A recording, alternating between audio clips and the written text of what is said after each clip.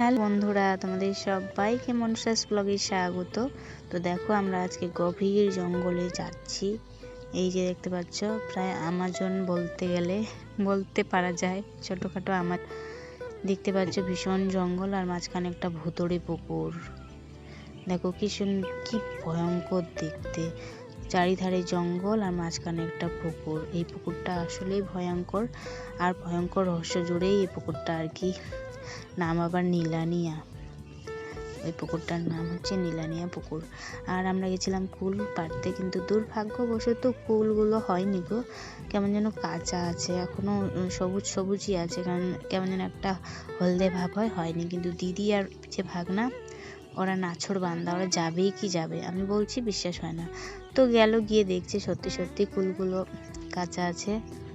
তো ওই যে জঙ্গল থেকে এখন বেরিয়ে আসছে দুই মা মেয়ে ছেলে আর কি, সবাই মিলে বেরিয়ে আসলাম জঙ্গল থেকে। ভীষণ ভয়ঙ্কর জায়গা একটা বলতে গেলে। তারপরে এই যে পাড়টার এখানে একটা কুল গাছ ছিল, এই যে দেখতে পাচ্ছি, একটা না অনেকগুলোই কুল গাছ ছিল। এই যে দেখো, আর দুই ভাই বোন তো ভীষণ এক্সাইটেড কুলগুলো দেখে। আর ওর মা তো দেখতে পাচ্ছ কুলগুলো চলে এসছে, বলছে এতগুলো কুল আমাদের দিকে হলে না সবাই পেড়ে নিয়ে গিয়ে আচার বানাতো, তোমাদের দিকে কেউ নিয়ে যায় না। এই যে দেখো, এই যেটা আমার দিদি। তোমরা যারা দেখোনি, দেখো দিদি কতটা মোটা সোটা, আর আমি কি রুগ্ন বলতে গেলে, একদমই আলাদা।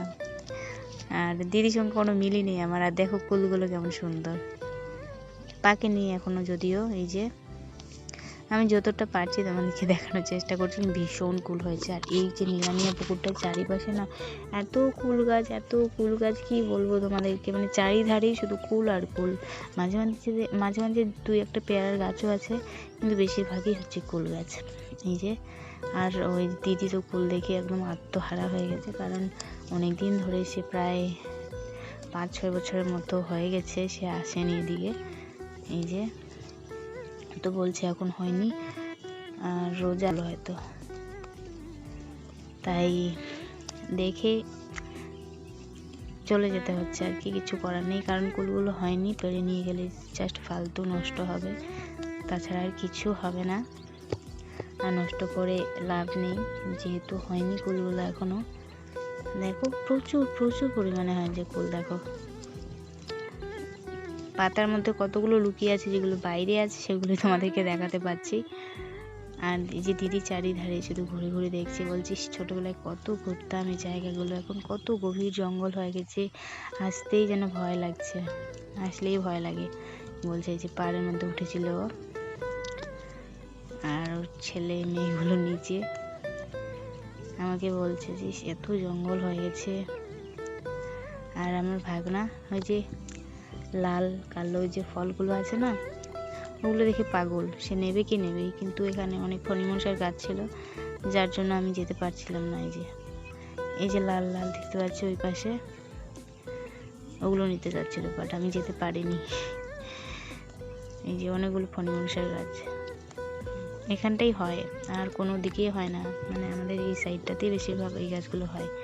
তারপর আবার আসছে, আবার চলে যাচ্ছে, বলছে স্কুলগুলো ছেড়ে যেতে ইচ্ছে করছে না রে, যদি হতো তো নিয়ে যেতাম বাড়িতে আচার করার জন্য।